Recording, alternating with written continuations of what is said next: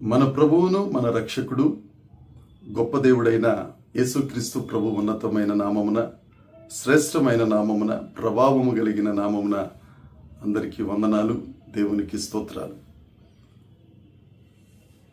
అద్వితీయ సత్యదేవుడు, గొప్ప దేవుడు, సమస్త సృష్టికి కారణభూతుడైన గొప్ప దేవుడు మనలందరినీ ప్రేమించి రాత్రి సమయంలో మంచి నిద్రను అనుగ్రహించి మరొక నూతన దినమును మనకు అనుగ్రహించినందుకై సమస్త మహిమ, ఘనత, ప్రభావములు యేసయ్యకే చెల్లునుగాక. ఆ అద్వితీయ సత్యదేవుడు ఈ నూతన దినములో మనకు అనుగ్రహించిన దేవుని యొక్క వాగ్దానము, కృపావార్త. కీర్తనల గ్రంథం 59వ కీర్తన 16వ వచనం. నీవు నాకు ఎత్తైన కోటగా ఉన్నావు, ఆపద్దినమున నాకు ఆశ్రయముగా ఉన్నావు. నీ బలమును గూర్చి నేను కీర్తించెదను, ఉదయమున నీ కృపను గూర్చి ఉత్సాహగానము చేసేదను. దేవునికి స్తోత్రం కలుగునుగాక, దేవునికి మహిమ కలుగునుగాక. దేవుని యందు ప్రియమైన దైవ జనాంగమా, మన దేవుడు మనకు ఎత్తైన కోటగా ఉన్నాడు. ఆపద్దినమున ఆశ్రయదుర్గముగా ఉన్న గొప్ప దేవుడు ఆయన. ఎత్తైన కోట, అది అనేకులకు ఆశ్రయంగా ఉండే స్థలం. మన భారతదేశంలో కూడా చాలా ఎత్తైన కోటలు ఉన్నాయి. మనందరికీ బాగా తెలిసిన కోట ఎర్రకోట. అదేవిధంగా ఉదయపూర్ అనే ప్రదేశంలో చూస్తే అక్కడ కోట ఉంటుంది. అది 700 ఎకరాల్లో కట్టబడింది.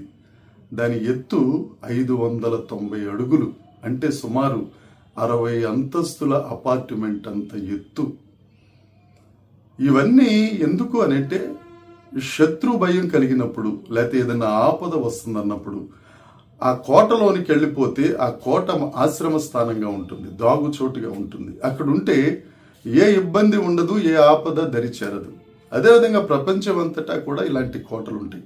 ఇజ్రాయెల్ దేశాన్ని చూస్తే కూడా మసూద్ అనే కోట ఉంటుంది. అక్కడ కూడా చాలా మంది వెళ్ళి తలదాచుకున్న దాఖలాలు చాలా ఉన్నాయి.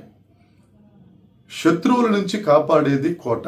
అయితే పరిశుద్ధ లేఖనం చెప్తుంది, యెహోవా నామము బలమైన దుర్గం, నీతిమంతులు అందులోనికి ప్రవేశించి సురక్షితంగా ఉంటారు. మన దేవుడే, దేవుని నామమే ఎత్తైన బలమైన కోట. మనకు ఏ శత్రువు వచ్చినా, ఏ అనారోగ్యం అనే శత్రువు వచ్చినా, ఏ ఆపద అనే శత్రువు వచ్చినా, ఏ కష్టం, ఏ నష్టం, ఆఖరికి ఎవరైనా విడిచిపోయే పరిస్థితి వచ్చినా, నిందలు మనకు తగిలిన, ఒకవేళ ఆర్థిక పరిస్థితులలో పాడైపోయినా, నువ్వు ఆ యెహోవా అనే నామం బలమైన దుర్గంలోకి వెళ్ళి నువ్వు సురక్షితంగా ఉండగలవు. నీ దేవుడు నిన్ను విడువని దేవుడు, ఆపద్దినమున ఆశ్రయముగా ఉండే దేవుడు. ఆపద్దినాన్న అందరూ మనల్ని విడిచెళ్ళిపోతారండి. ఉంటానని వాగ్దానం చేసిన వాళ్ళే మనకంటే అందరికంటే ముందు పరిగెట్టుకెళ్ళిపోతారు. నీతో స్నేహం చేసిన వారి సహితం నీ మీద నిందలు వేసి నిన్ను విడిచెళ్ళిపోతారు. కానీ మన దేవుడు ఆపద్దినమున ఆశ్రయం, ఆయన నమ్ముకొనదగిన సహాయకుడు. ఆయన నీకు కష్టం వచ్చింది అని అంటే నువ్వు ఆయన దగ్గరికి వెళ్తే చాలు. ఇశ్రాయేలీలు కష్టకాలం ముందు దేవుడికి మొర్ర పెట్టగా ఆయన వారికి ఉత్తరం ఇచ్చిన దేవుడు, విడిపించిన దేవుడు, కాపాడిన దేవుడు, నడిపించిన దేవుడు, పోషించిన దేవుడు. అదే దేవుడు మన దేవుడు. ఆయన మారని దేవుడు. ఆయన మనకు దాగుచోటుగా, ఎత్తైన కోటగా ఉండటమే కాదు, ఆపద్దినమున ఆశ్రయముగా ఉంటారు. అంతేకాదు, బలమును మనం కీర్తించేటట్లుగా మనకు తన బలాన్ని అనుగ్రహిస్తాడు ఆయన. నువ్వు ఎక్కడైతే ఓడిపోతున్నావో, ఎక్కడైతే నీరసించిపోతున్నావో, ఎక్కడైతే నిస్సత్తువ నిన్ను కమ్మేస్తుందో, ఆ డిప్రెషన్ అంటారే, ఎక్కడైతే అది నిన్ను ఆవరించేస్తుందో, నువ్వు దేవుని వైపు చూస్తే ఆయన బలముతో నిన్ను కమ్ముకొని, నిన్ను ఆవరించి, నీకు శక్తినిచ్చి నిన్ను నిలబెడతాడు. ఆయన ప్రతి ఉదయమున ఆయన కృపను గూర్చి ఉత్సాహగానం చేసేటట్టుగా ఆయన చేస్తారు. ఆయన మనకు ఎత్తైన కోటగా ఉన్నారు, ఆపద్దినమున ఆశ్రయంగా ఉన్నారు, బలమిచ్చే దేవుడిగా ఉన్నారు. ఇవన్నీ అనుగ్రహించి ప్రతి ఉదయమున ఆయన కృపను గూర్చి ఉత్సాహగానం చేసేటట్టుగా ఆయన నిన్ను చేయబోతున్నారు. ప్రియ సహోదరి, సహోదరుడా, దేవుడు నీతోనే మాట్లాడుతున్నాడు. నువ్వు ఏ పరిస్థితుల్లో ఉన్నావో, ఆధారం లేకుండా, దాగుచోటు లేకుండా, అటు ఇటు చెల్లాచెదిరవి అయిపోయావేమో, నీ కుటుంబ పరిస్థితి బాగాలేదేమో, యేసయ్య దగ్గరికి రా. ఆ ఎత్తైన కోటలో తలదాచుకో. ఆపద్దినమున ఆశ్రయంగా ఉండే దేవుని దగ్గరికి రా. ఆయన నీకు బలాన్ని ఇస్తాడు. ప్రతి ఉదయమున ఉత్సాహగానం చేసేటట్టుగా కృపిస్తాడు. నువ్వు ప్రతి ఉదయం ఏ గానం అయితే ఆలపిస్తావో అది దుఃఖగానం అనుకో, రోజంతా దుఃఖమే. అది తిట్ల గానం అనుకో, రోజంతా తిట్లే. కానీ దేవుని గూర్చిన ఉత్సాహగానం అనుకో, యేసు ప్రభు నీతోనే ఉంటాడు. అట్టి కృప దేవుడు నీకు అనుగ్రహిస్తాడు. ప్రియ సహోదరి సహోదరుడా, ఆయన ఆశ్రయిద్దాం.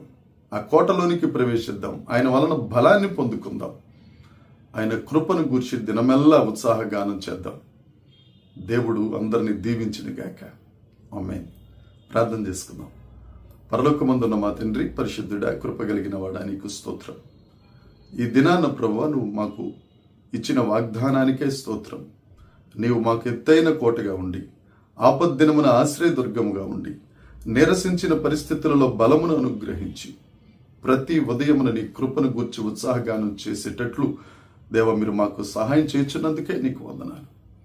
దేవ, నీ యందు భయభక్తులు కలిగి నీ ఎదుట సాష్టాంగపడి నిన్ను సేవించడానికి మీరు సహాయం చేస్తున్న విధానానికే నీకు వందనాలు. ప్రభువా, మమ్మల్ని ఆశీర్వదించండి. అనేకులకు ఆశీర్వాదకరంగా ఉండినట్లు నీవు మమ్మల్ని దీవిస్తున్నందుకే నీకు స్తోత్రాలు చెల్లిస్తూ యేసుక్రీస్తు నామమున ప్రార్థన అడిగి వేడుకొనుచున్నాము తండ్రి. ఆమేన్. దేవుని యొక్క కృప మనందరికీ తోడై ఉండునుగాక. ఆమేన్, ఆమేన్, ఆమేన్.